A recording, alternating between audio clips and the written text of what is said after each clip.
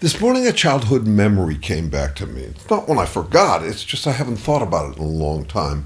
And I find it very relevant. It's a kind of memory you might have had too. It's like the Truman Show. It's an idea that comes to kids.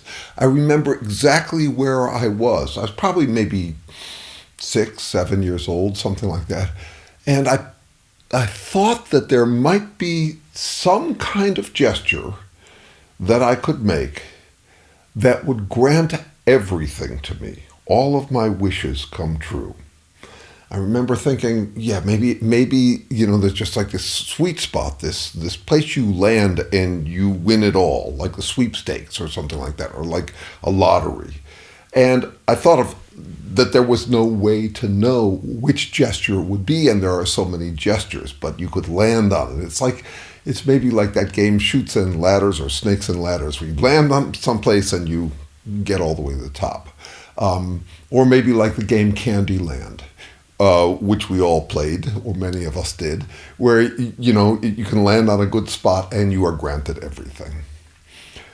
It comes to mind because I am thinking these days about the young, naive concept of infinity, that you could have it all, and how that plays out today in everything from politics to spirituality, religion, and I would argue also science and math, actually. It's about a human craving that we have that I think all organisms would have if they could imagine the infinite and talk about it or picture it. I think we're radically different from other organisms in one particular way. That is, we have language, and with language we can imagine iteration all the way out to infinity. There is no infinity. We live in a limited world, but we can imagine infinity, and we do, across the spectrum. That is, from childhood all the way through adulthood. And I think it stunts our growth. I think it stunts our growth on wisdom. We tend to ground out in ideas of wisdom that depend on infinites. For example, the wisdom of infinite love, the wisdom of, Trump's wisdom is actually the dumbness, the naive, youthful, infantile dumbness of claiming that you have everything infinitely. It's part of his draw. I'd say it's the center of his draw, is that he's infinitely strong, infinitely powerful, infinitely wise, infinitely smart, infinitely, if it's good, he's got it all. It's that dream, like the man landed on the lucky gesture that granted him everything. A very childish notion. It's like the vision of Candyland, which I see as kind of, or Disneyland. It's like the wonders of bounty, just a cornucopia. And I would say that it's actually cornucantcopia. It's when you can't cope with the limitations you're up against, you will dream of this place where you can have it all. So you hear it in spirituality and the idea of infinite love or infinite kindness, and the adulting that people claim to do when they make that gesture. When they say, I'm for infinite love, and therefore I should win. I'm for infinite tolerance, and therefore anybody who isn't tolerant of me is intolerant. It's that dream, and we don't grow out of it. You hear it in Santa Claus, for example. He's this concept of a guy who can do the impossible, that is, to deliver infinite bounty to infinite kids in limited time, that he can do that. And you don't have to think through the logistics, you don't have to think through anything. It's the dream of have it all. I've long thought that it would be wonderful if Christians treated Jesus Christ the way they treat Santa Claus. That is, he's a fictional character based on a historical character, and he teaches he provides a kind of encouragement and maybe a little bit of basic first approximation morality, good versus bad, rewards to the good kids, not to the bad kids. And it's a useful comfort to provide to kids. But you should grow out of it, because that's not how the world works. Santa gives more presents to rich kids than poor kids, that kind of thing. At some point you should sober out, but there's no reason not to be nostalgic for it. You just got to get over it. Because wisdom is always about trade-offs. Take the serenity prayer, for example.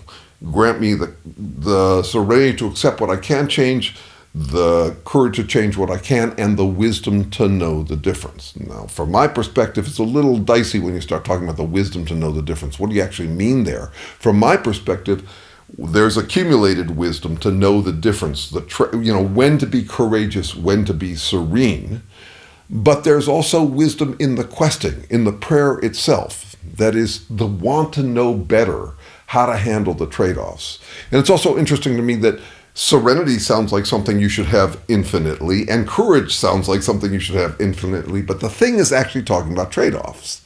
You don't want to have the serenity to accept what you could in fact improve, and you don't want to have the courage to try to improve what you can't. Why? Because you have finite time, finite effort, finite fuss budget. You can't fuss over everything. And so wisdom, from my perspective, is always dealing with the trade-offs. And it has long annoyed me that we tend to use these fudge factors where we can think, okay, well, infinite love or infinite courage or anything like that. And I'm arguing that that's really gotten us in trouble. And that even now, those people who are resisting Trump's utopian naivete are trying to trump it with their own version of it. Trump is hateful. Trump doesn't have hope. Trump is whatever. And I'm for infinite hope. I'm for infinite love. I'm for, So I think that is making us dumber and is doing major damage. And why do we want that? Why did I dream of that as a 6-year-old? Why would that come? Because that's exactly what an organism would want. It's exactly what a human can imagine having. Having it all. So for a long time now, I've been paying attention to this craving in humans for a wildcard trump card. Wildcard is I can do anything, and trump card is whatever I do is unassailable. Nothing can compete with it. It is the best. So I see Trump as someone who's just completely indulging in the wildcard trump card fantasy. What is that fantasy built on? It's built on something that is true of all organisms. All organisms would like freedom and safety. Freedom to do whatever they feel like doing, and safety of it being unassailable, unchallengeable, unbeatable, basically. So that wild card, trump card attitude appetite is in all of us, from my perspective. And very understandably so, because organisms would want that. They would want the freedom to do whatever they want, wild card, and a trump card, that is, be unassailable. They don't know they want it, but it would be what an organism would want. Because it wouldn't be a struggle of existence then. It would be assured existence. With language, we can claim we have it. We can act as though we have found the gesture or the insight or the enlightenment or the waking up that affords us that kind of power. And we feel more adult as a result, even though it's actually a move back towards Santa Claus, Disneyland, and Candyland. It's a real problem from my perspective. Now, I mentioned that it's an issue in the sciences. I think it is. In the sciences, we have unexplained explanations still. For example, this last week I've been working in origins of life research. I've been working with some physicists who they're very capable mathematicians, but they simply assume information. It's a work-free substance. It's kind of like a spiritual substance. And one of them even acknowledges that he's a physicist, but like many physicists and many mathematicians, he's trying to understand how God designed physics. Well, God himself is this infinite bounty. It's a very childish notion. It's that dream I had, and still might have, in fiction or in dreams. But it's this idea, okay, so there's this non-thing called information. You don't have to explain it. It's just an unexplained explanation. And you've got an infinite quantity of it. There are many physicists who will argue that the entire universe is nothing but information. And that they don't think in terms of the actual work involved. For example, the work I have to do to regenerate my eyes, because everything in the world is degenerating, the work I have to do to keep regenerating my eyes so that I can glean information by means of them. So there's a kind of abstraction that's employed even in academics, which employs this idea of the infinite. And in the process, ignores the physical work involved in, for example, processing information. It's a kind of like a couch potato assumption about what's going on with life, that we simply interpret, that there's no work involved. It's related to a fundamental challenge I see for all of us. It's got I've given it two names. I could add another one. I didn't make up the names, but one of them is autophobia, fear of self-knowledge, fear of what we actually are. The idea of, for example, the infinite eternal soul that lives on forever. That would be an example of the kind of thing we would want to believe in rather than paying attention to what we actually are. So, working 30 years to just try to get people to pay attention to the physical work involved in being a self, in being a being, which is being is both a verb and a noun.